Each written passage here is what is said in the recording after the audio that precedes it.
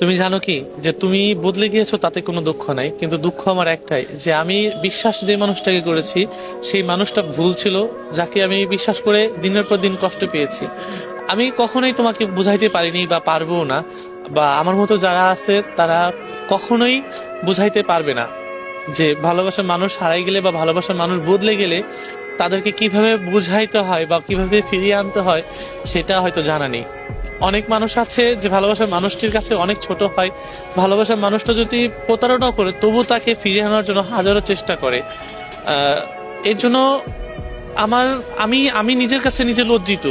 আমি এমন একটা মানুষকে বেছে নিয়েছি যে মানুষটা কিনা আমাকে দিনের পর দিন ঠকিয়েছে, আর আমি সেটা বসে বসে আমি চুপচাপ দেখেছি। আমি বুঝতেও পেরেছি, তাকে বুঝাতে গিয়েছি কিন্তু বুঝেনি। আমি ভেবেছিলাম হয়তোবা সে ফিরে আসবে, কিন্তু সে আমাকে কখনোই বুঝতে চায়নি। সবটা সময় আমাকে ধোকা দিয়েছে, মিথ্যা বলেছে, আমি সেটাই বিশ্বাস করেছি। ভালোবাসা মনে হয় এমনই হয় যে ভালোবাসা মানুষ যাই বলবে তাই হয়তো চোখ বুজে সহ্য করতে হবে। এইটাই মনে হয় ভালোবাসা বা প্রকৃতির নিয়ম। কারণ তার প্রতি অন্যরকম একটা ভালোবাসা, ভালো লাগা সবকিছুই কাজ করতো। আমি চাইতাম যে তাকে আমি সুন্দর করে ঘিরে রাখবো, যেন আমার ভালোবাসার মানুষটিকে যেন কোনো কষ্ট বা কোনো দুঃখ ছুতে না পারে।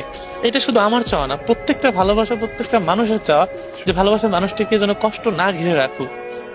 আমি সত্যি, তুমি বদলে গিয়েছো, আমি কষ্ট পেয়েছি, আর তার থেকে বেশি কষ্ট পেয়েছি যে তুমি আমাকে আমার সাথে বা আমাকে দুঃখ দিয়েছো, আমার সাথে প্রতারণা করেছো।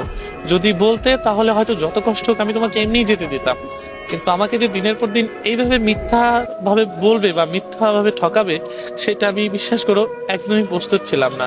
ভাই কি তার প্রতি এখন আকৃষ্ট? আমি আমি আকৃষ্ট না, আমার মতো যারা আছে দেখবেন যে সত্যিকারের সাথে ভালোবাসে, আমি আকৃষ্ট কিনা তাও যাই না, যারা সত্যিকার ভালোবাসে তারা হয়তো জানে যে ভালোবাসার মানুষটির প্রতি কেমন টান থাকে বা কতটুকু তার প্রতি মায়া কাজ করে।